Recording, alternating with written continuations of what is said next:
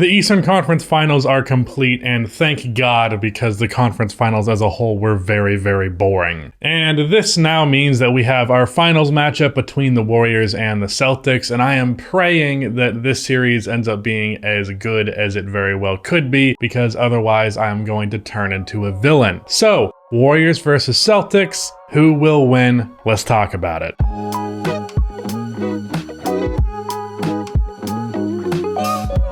Before I continue on with this video, if you are new here and you haven't subscribed to this channel already, then please be sure to do so for more NBA content. Also drop a like on this video, it only takes 1 second and makes a massive difference in how the video performs in the YouTube algorithm. So weirdly, this is actually the original finals prediction that I had made going into this year's playoffs, but then I ended up backing out of it and changing it as they progressed because both the Celtics and the Warriors showed me some concerning signs that they ended up coming back from. I changed my matchup to Bucks versus Suns, and obviously that went out the window in round 2. So I'm kind of right for having predicted this series, but I also backed out of it so I don't get that much credit, but whatever.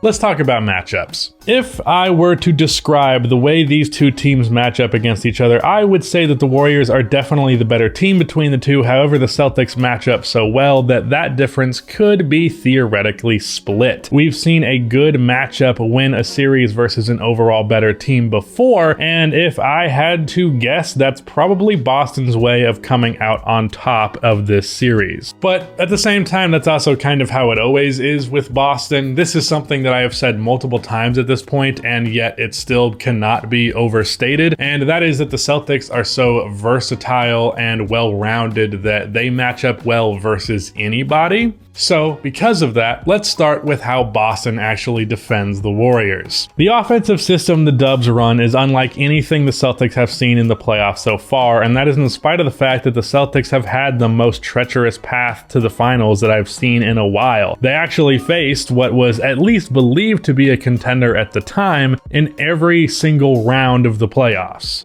But in spite of the fact that they've already faced 3 contenders, they haven't faced a team that's like the Warriors because no team is like the Warriors. The off-ball action that the Warriors run is easily the most intensive and advanced that the Celtics have seen by far. The screen action to get shooters open, the constant backdoor cuts that are aided by the gravity of Steph, Clay, and Poole, the level of shooting that they are running with the death lineup, 4 great shooters all capable of creating their own shot on top of everything else, the playmaking with Steph and Draymond as well as Jordan Poole a little bit. The Warriors will never allow beating them to be as simple as we have good individual matchups on their players, therefore it will work out. No, Boston's defenders have to be extremely disciplined, and they're going to be really getting in their work in this series. This is where Boston's biggest flaw defensively is going to stand out. Now, I say biggest flaw, but it's also not a huge flaw because Boston's defense is so significantly good that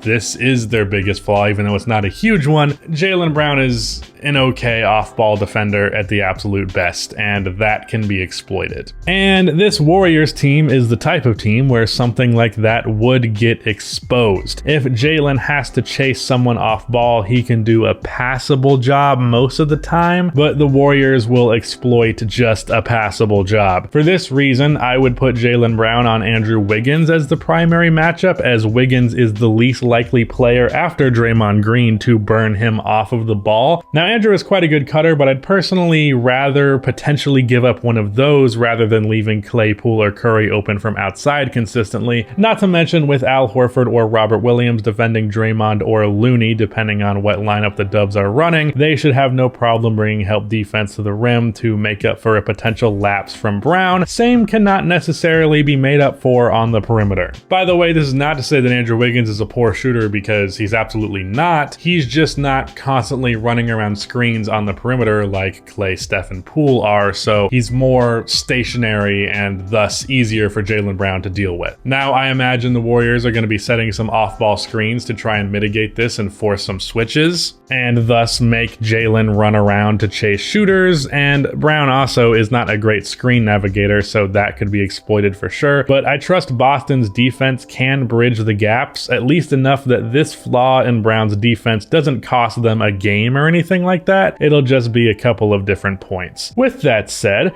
Boston otherwise has a good matchup. The only thing I'm curious about is who does Jason Tatum guard? Because you want Marcus Smart on Curry, obviously, but I also don't think you want Tatum wasting a ton of energy chasing around shooters off of ball. I guess you give him the Jordan Poole matchup as he's running around less than Klay Thompson, but I don't think any matchup is that ideal for him. I suppose you could put him on Draymond Green when they're running that lineup with Kevon Looney out there, but I also expect that lineup to get run a lot less versus the Celtics than it was versus the Mavericks, because Looney is not going to look like a prime Bill Russell on the glass versus the Celtics as he did versus Maxi Kleber at center versus the Mavericks. Now, putting Tatum on Jordan Poole would actually probably be the best way to mitigate Jordan Poole's impact in this series, as if that was Poole's primary matchup, I would be betting on the under every single time, but it's still going to be wasting a lot of Tatum's energy, and I don't know how much you'll love that. Now, what the Celtics can't do is run Al and Robert Williams together when the Warriors go to their death lineup. If they do that, one of Al or Robert will have to defend one of Poole, Curry, Klay, and Wiggins, and that is extremely exploitable regardless of who that player is. Their best lineup versus a death lineup will probably be Al at the 5 and Derek White or Grant Williams in the game in place of Robert Williams, with either being Klay Thompson's primary defender. White is more ideal of a primary defender than Grant because he's quicker on his feet, but Grant is a better shooter from outside, so you're really picking your offense versus your defense there. Now, when Kevon Looney is out there, obviously run Robert Williams out there with Al Horford, and versus the death lineup, you still could run Robert Williams instead of Al Horford. I just personally think that Al is a little bit more switchable, but Robert also might be able to make up for it more with his shot blocking, so I think either work out, just not both versus that lineup. Overall, I think the Celtics will do as good a job as anybody defending the Warriors, but this is also easily the biggest defensive challenge they have had.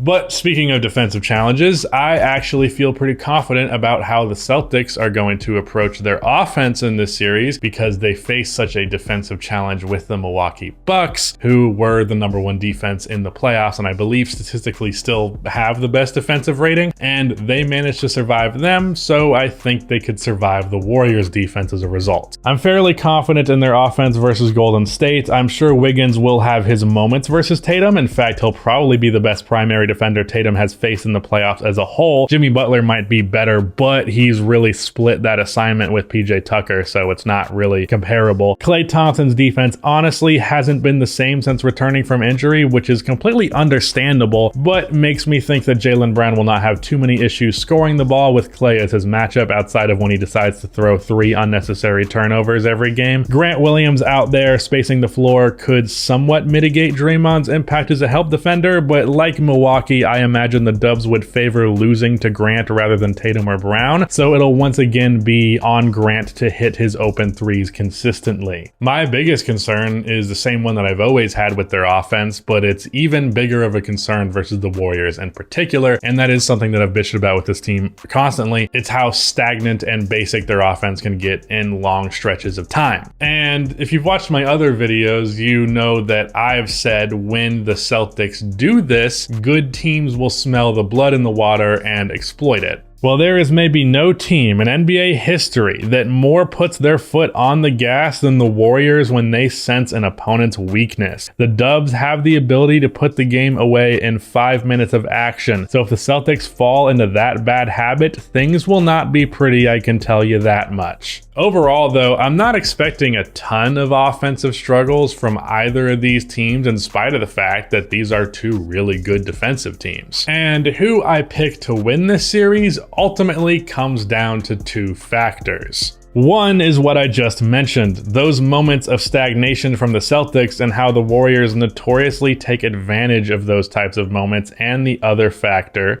is experience. The Dubs' big 3 has been here 5 times before and won 3 out of those 5 times. And in a series that I would otherwise say is fairly close, I think that's going to be what makes the difference. So, Warriors in 6 is my official prediction for this one. Shout out to Riddy for editing this video, but that is the end of this video. Please be sure to like and subscribe for more NBA content like this, and cue the outro music.